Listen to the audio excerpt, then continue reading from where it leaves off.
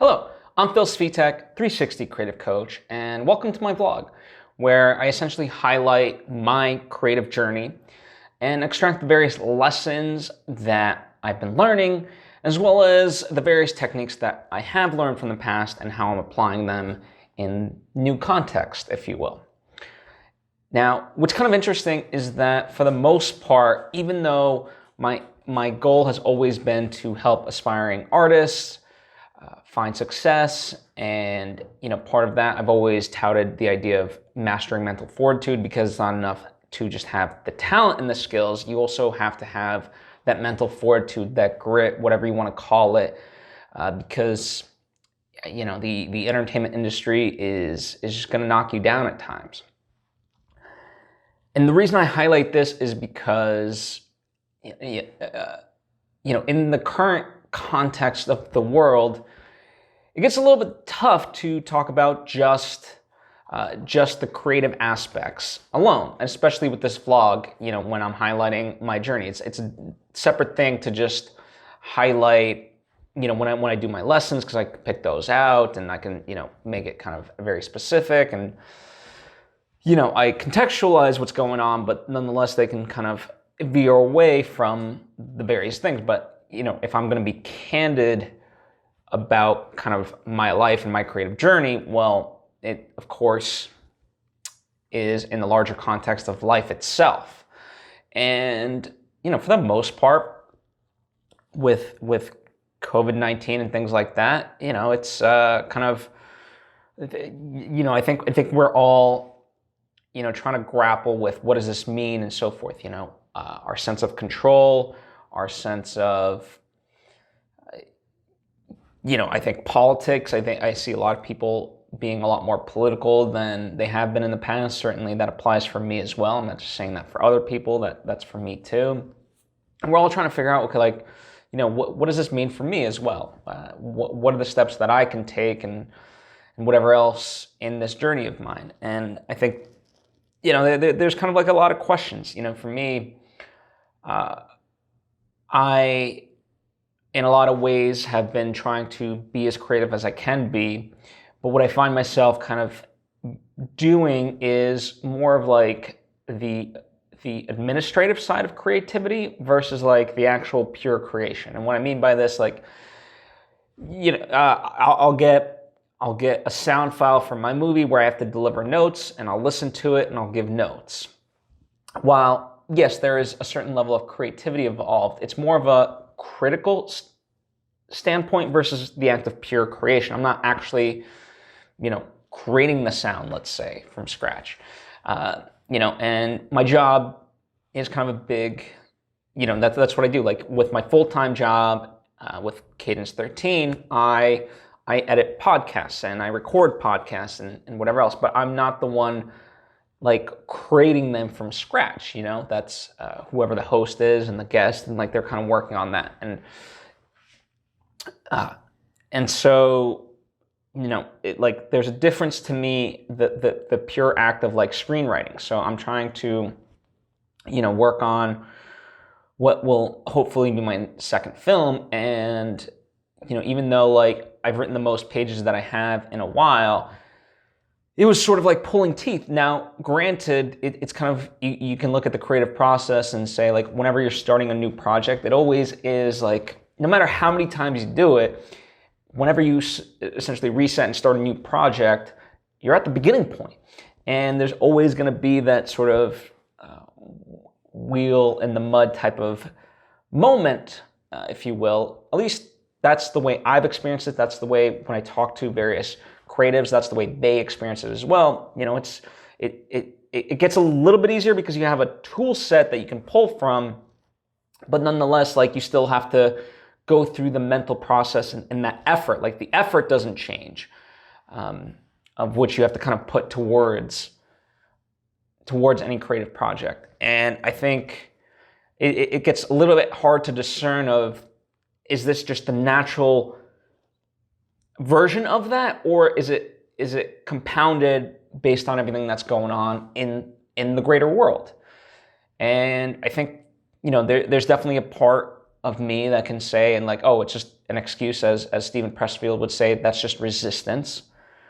But I also think, I don't know, I look at the larger context of last week, and I don't know, it seemed like just a very tough week. I was rattled in a number of ways, and it goes back to what I was saying, like as a creative right now, I think we have to contextualize things. And so what I mean by this is, I don't want to just bury my head in the sand and not know what's going on. But to that same token, it's like if I check Twitter, if I check Facebook, or just even the news, it's like there's really, everything's very sensationalized. Everything's like just kind of in your face, and there's not much good news that I'm seeing. Like I'm not saying there's no good news, but the stuff that I'm seeing that's being highlighted, it's very polarizing. It's a very to the nth degree type stuff, and it can be exhausting. And where for me, I really, it really got heavy was when I started seeing friends of mine post on Facebook about this documentary called Plandemic, and Dr. Judy. And I read some of the claims. Now, mind you, like I saw people posting about it like Wednesday, like at the threshold of this was, and I'll kind of talk about that. So the timeline of various things, but I saw this, and this was posted by people that I respected, that I've hung out with, and that I do love. I wouldn't say like we're like close, like best friends, like I would say that I am with friends like Daryl Kristen or Ian Kaiser, or people along those lines. But nonetheless, we're friendly and there's respect. And so I said, okay, this seems a little bit far-fetched for me, but let me be open-minded. Let me not just, let me not just like shove this aside because I don't think it fits with my narrative. I don't want to be that type of person. So I went down this rabbit hole of watching what is like being dubbed part one of this like giant documentary. It's about 26 minutes. And, for the most part, it's like this interview with this Dr. Judy. I'll just call her Dr. Judy. And, she's making these claims. Now, I also checked out a 2-hour interview with her on Value Entertainment, and, checked that out. And, as I was I just kept digging deeper and deeper, because like it was a very big head scratch. I was like, this is like outrageous, right? Like there was kernels of like truth, but they were taken to the furthest extreme. They were taken to like this almost like sci-fi logical conclusion, if you will. And so it just didn't sit well with me. Now, in the 2-hour interview, the Value Entertainment one, a big part at the beginning that is kind of made is this idea that Simon & Schuster published Dr. Judy's book. And, that could have been like enough, but like they literally spent like 2 minutes talking about how like Simon & Schuster doesn't just publish any book. They have lawyers comb over that stuff because they don't want to get sued because they would be liable, and therefore like that's what gives the guest credibility as opposed to being someone that is self-published, right? Okay, so I understand that. I can get behind that.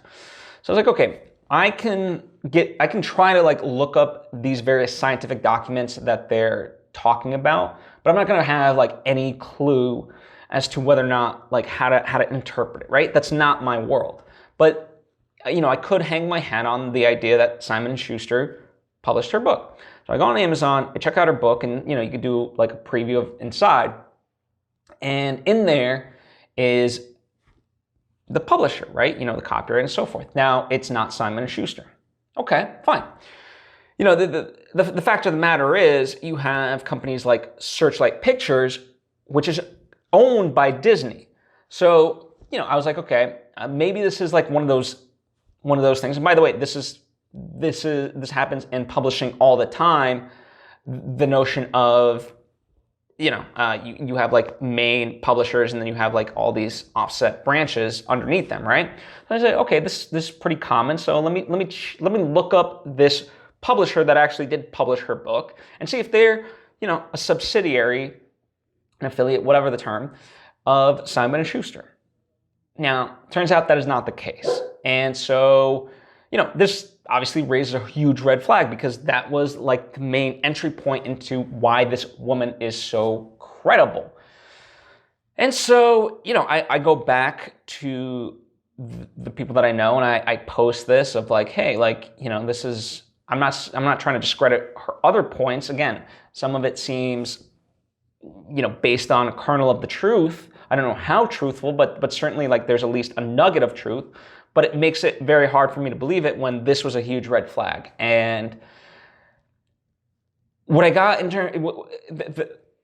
in terms of response, that was the thing that really just hit me in the face, because it was much more like, you're just completely brainwashed by mass media, and whatever else. And there was no desire to have an actual debate.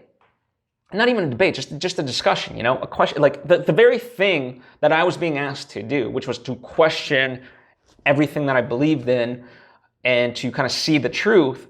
Well, all of a sudden, here's this like video, and it's like, this is now the truth. And it's like, well, I did my own research. I didn't, and the reason I mentioned when I kind of began this whole little story that this was Wednesday, early morning type of deal, was because this is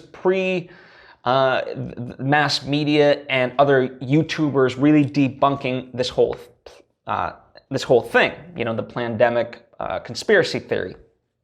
I was like, whoa, this is through my own volition, and it just got to a head. And it's really sad, because I ultimately ended up unfriending a lot of people. I was like, I can't, at first, it's funny, I listened to Jay Shetty's podcast, On Purpose is what the name of the podcast series is. And he did an episode about like the 5 stages of grief and how they apply to right now coronavirus times. And, the reason why that's relevant for me is because like at first, like the reason why I unfriended so many people is just like, I couldn't, I needed to distance myself from them, from that thinking in general. And, I was quite like upset, like how could they think this, whatever else. Like I was pretty shook, right? And I literally spent like just the majority of like the next 2 days, meaning Wednesday and Thursday, kind of thinking about this whole thing. And, through that whole process, I did get to the point of like, I think people are so scared. They want such a sense of control and there's such fear. And depending on like, if I was in a similar position, I could have been just as apt to believe this and try to defend this notion. And so rather than be combative, I ended up going to the place of compassion and sympathy. Doesn't mean like I, friended the people that I unfriended, but, I can still put up a boundary.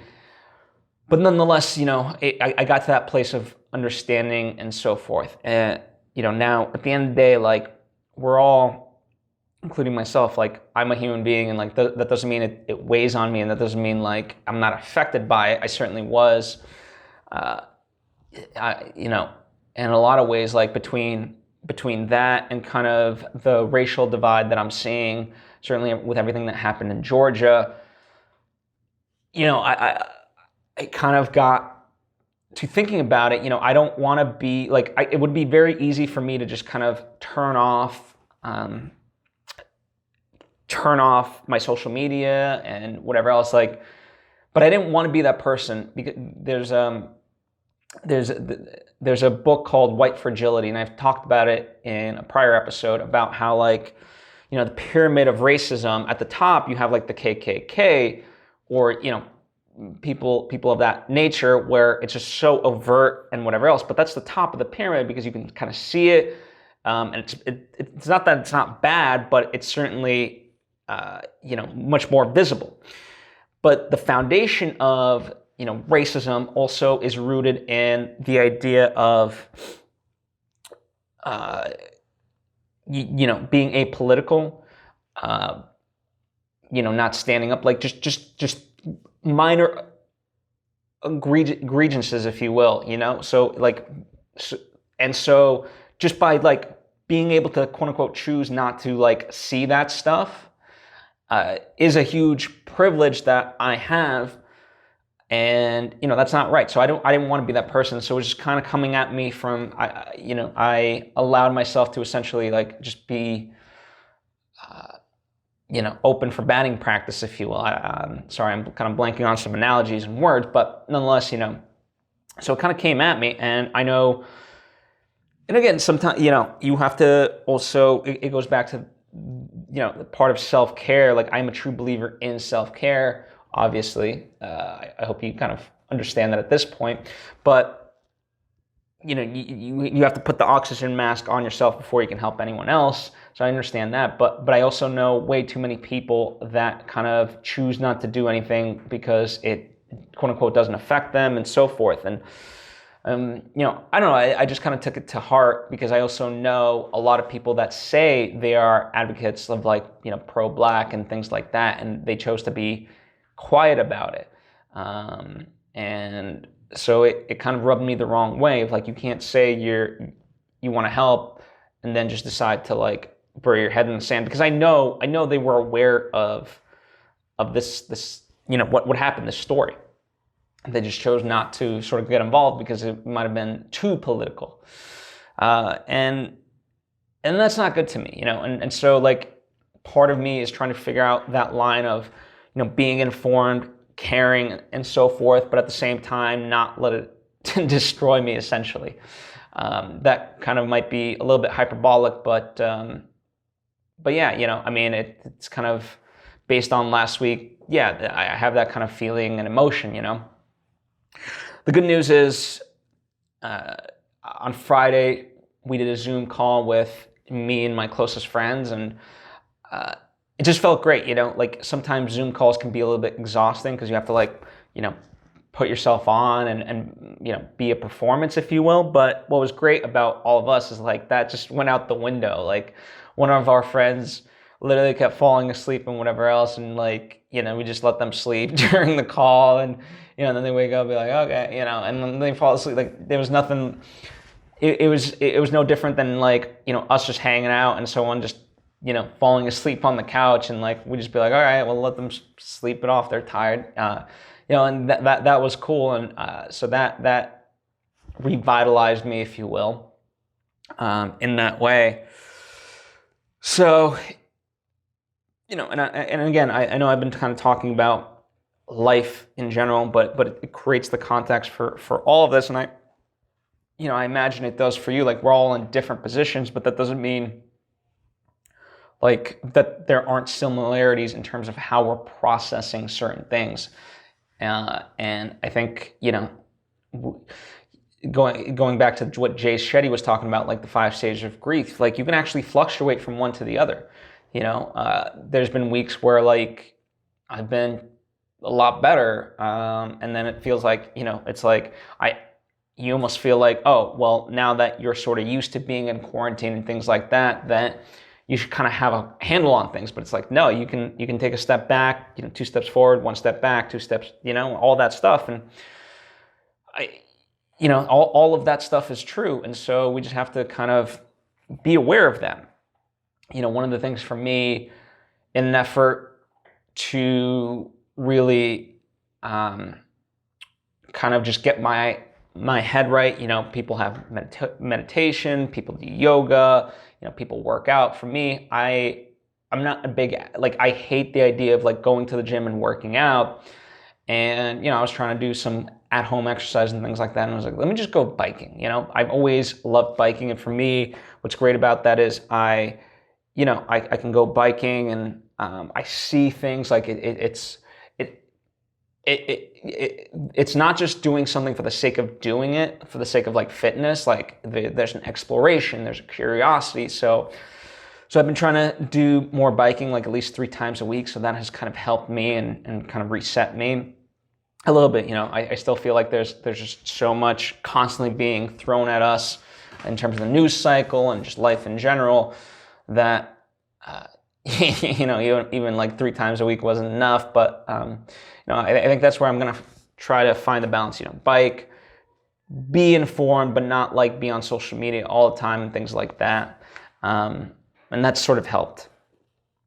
And I think, all of us do cope in different ways. Like I think last week I took a lot of naps as well. It was like, at least like with one, I don't know. I just felt like my brain was exhausted, even though I wasn't like doing much. My brain was just so exhausted that I, ultimately would just take a lot of naps during the day and, just kind of work through that stuff, and in a sense, like I'm at, like a lot of us make to-do lists. I certainly make my to-do list, but it was like I also kind of just identified like what is the bare minimum. So I would start my day and like what is the absolute thing that I just would need to get done, and then like I would essentially kind of just crash and like take a nap, and then like I would just look at this other stuff as like bonus stuff, and that can feel sort of, when you have like big aspirations, that can feel very debilitating. It's like, why don't I have the energy for this?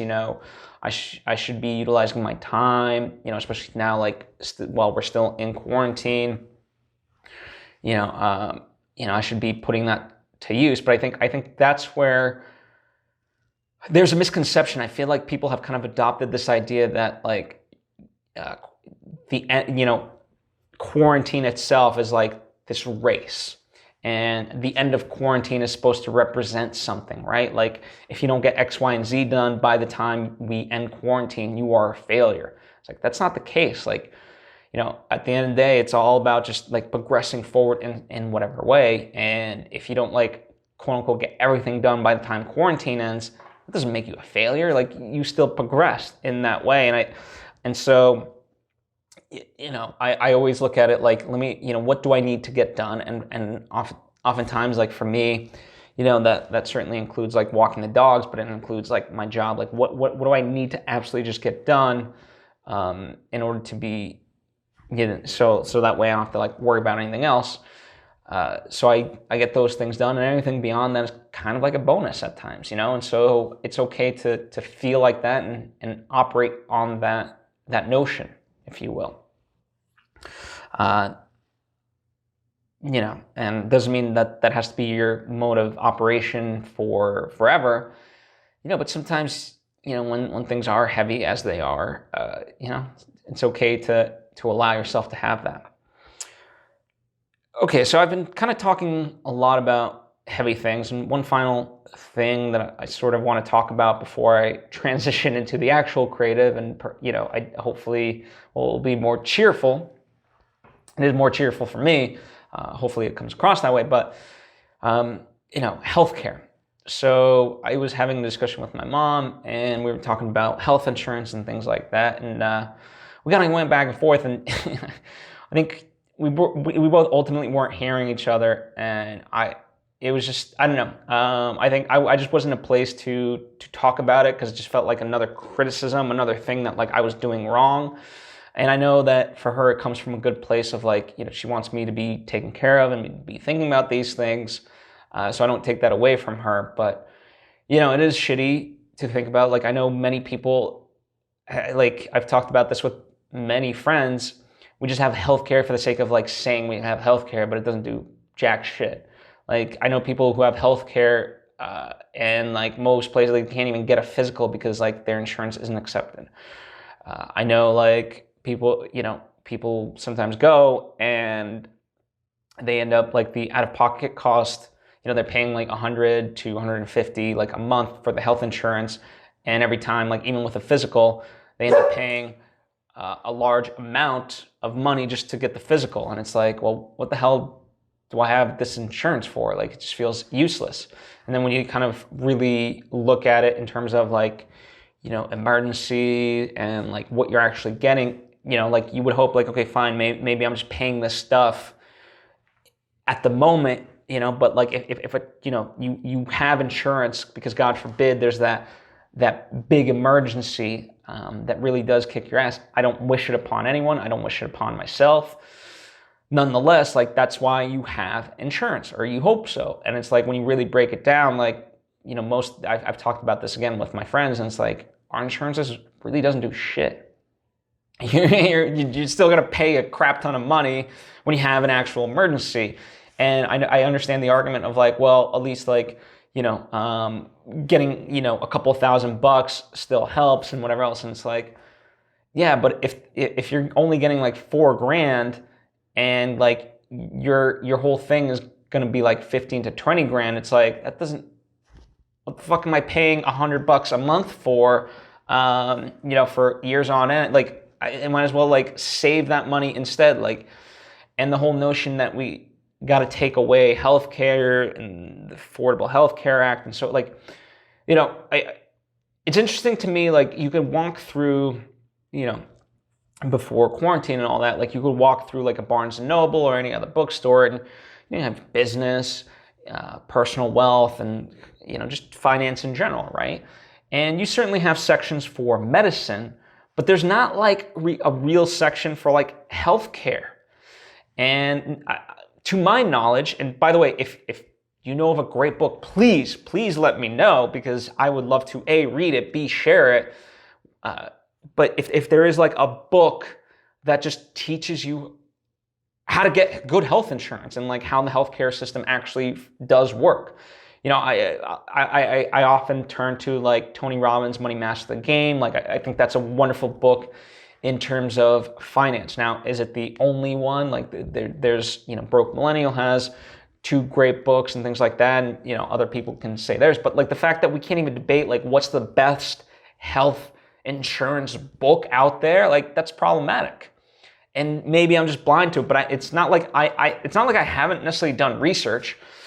But again, please prove me wrong if that is the case. Like I would love to be proven wrong, but I feel like if this is the case, like I don't think I'm the person to step up, but I really would love for someone to step up and write that book. And I've kind of, I've thrown out this idea like a year or 2 ago, and the response I got was like, the problem with health insurance is that like between laws, like it's just so constantly changing that to write anything that actually has just the principles is next to impossible. And, I don't know if that's necessarily true or not, but it certainly sounds plausible. And if that's the case, it's like, we got a whole nother issue. And so it's just another thing that like is pretty discouraging in that way. So it's like, how can you be creative when these are all the things that are on your mind? But yeah, nonetheless, like, you try to do what you can, and you try to extract yourself from this and say like, what do I have control over? So when it came to like the Georgia thing, it was like I could post about it, I could sign a petition, I could I could leave a message with my friend Courtney Stewart. She provided an email that I could make my voice heard, right? Certainly like voting falls into this category and things like that. So there are things that we can do, and they are important. And sometimes they don't feel like these grand gestures, but nonetheless, I think we all have to just accept like this is the control that we have, and that's why we have to do these things. And then secondly, it's like, yeah, at the end of the day, you can only control you. And just like, what am I going to do about it? So again, for me, biking was that thing. Trying to be as creative as I could. I was like, okay, I'm gonna sit in front of the computer for 2 hours today, and I'm just gonna work on the script. I don't know what I'll get done, but I'll have 2 options: work on the script or just sit at the computer. Neil Gaiman kind of talks about it. He can either write or not do anything, but nothing else. So it was kind of, I kind of went into that, and I have 10 pages written. Definitely, like, there's parts that I'm like, ooh, this is pretty good, at least right now. But I reserve the right to change my mind. And there's definitely parts I'm like, all right, this dialogue's way too on the nose, but I have nothing better, so let me just kind of keep it moving, type of thing. so far I have 10 pages of a script written, so be it. That's, so I can do that, right? On the plus side, my editor finally finished up the draft of my novel. And so now I kind of got to address a couple of notes here and there. Right now it came in at about like 89.5 or 89,500 words. Again, the original kind of goal was overall just try to get it to closer to 80,000. Now, that's still a big leap, and I think it would lose a lot of the characterizations and so forth. So, that's a conversation we're going to have and see how much we want to actually go. And it'll be interesting because I'm always one, I think, there are artists who refuse to cut down on their work, and I don't want to be that person because I think things can drag on unnecessarily. But at the same time, I don't want it to lose its heart. So I think it'll be a true discussion that I have to have and be open to it, and part of it, I think some of it will be like, all right, let's just try it. And if it doesn't work, it doesn't work type of thing. But the overall positive as well is that, again, it's done in terms of like, it's a lot more polished. Like if in a sense, like if I don't cut it down anymore, then it still flows like right now really well. Like it's a good novel. It could, of course, it can improve, but nonetheless, like it's really good for what I can write. Right? Is it like on the level of Stephen King or why am I blanking on their names? Ernest Hemingway or just any great writer, Mark Twain, whatever else, right? No, I don't. That's not for me to decide, nor do I think that. But for what I am capable of, it is right at this point in time. It is the best I can do. Again, that doesn't mean I can't trim it down and things like that. But it is wonderful. Now the benefit too is now I have the ability to start to send it out to publishers and see if they might be interested in it. So we'll see. I'm going to begin that process this week as well. We'll see how that goes. I'm almost expecting rejections, certainly from at least a couple places. I've shared this story before, but like J.K. Rowling, when she first submitted Harry Potter, she got a rejection letter back, her first one, and she was so proud because she's like, now I am a writer, and she framed the rejection letter. So, I don't know. I don't want to like glorify rejection letters for myself, but nonetheless, I did what I could, and now it's up to them. And if for some reason, I send it to like thousands of publishers and no one wants it, then I'll self-publish. So be it, right? I always have that option. And that's the beauty of the day and age we live in. But yeah, that's kind of the other thing that I've been working on. And I think what the third thing that's really been helping is I've been working on the how-to book. It's how-to / a memoir of how I made my movie. And that's been fun to kind of do. I just, dictate, because rather than like sit at a computer and write it, I just kind of dictate into a microphone, knowing that I have to like edit it heavily, but at least it gives me a base of like a starting position versus just sitting there at a computer. It's a lot faster. It's a lot more fun. It's almost like as if I'm doing an interview. Like I'm asking my own questions, like I'm being the host in my head, asking myself these questions, kind of answering them. So it's been good.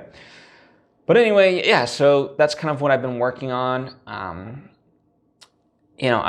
aim to feel a lot better. I think part of it is like just doing this. I think journaling is a big thing you can do for yourself, and I journal as well because it just kind of releases you of your own thoughts. But it just feels, for me, it also feels great to do this because like sometimes writing, I can't write as fast as I think, and I don't think most people can. And so like just the ability to say this and also like in a sense like cement my thoughts and put it out into the world, I think this has been beneficial for me in a lot of ways. And hopefully this isn't just me rambling for the sake of rambling. Hopefully like this has helped you in whatever way that it might have helped you, whether it's inspiring, whether you got some certain takeaways. I hope it's beneficial. Anyway, that's kind of what I have in terms of what my week has been like overall. I wish you good health. I wish you sanity and creativity. But if creativity doesn't come this week for you, you're not a loser. You're not a failure. It just is. Sometimes you got to take a step back to move forward. So don't be afraid of that. Anyway, thank you for taking the time to tune in. If you have any questions, thoughts of your own, especially if, as I mentioned, if you have a book recommendation for health insurance, please let me know, because I would love to read it and share it. Thank you for taking the time to tune in. It truly means a lot to me. And hopefully you'll join me for my lessons as well. Bye.